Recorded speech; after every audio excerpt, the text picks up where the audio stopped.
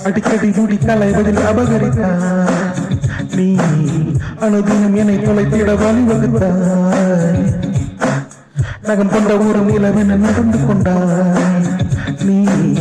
இருவிழி எனும் படைகளை அனுப்பிவித்தாய் தனிமைகள் என்று ரசிக்கிறேன் தரவிறங்கிடம் மறுக்கிறேன் இலை நுனியினில் வசிக்கிறேன் முதலாய் தொலைகிறேன் இதற்கு ஒரு காடு நடக்கையும்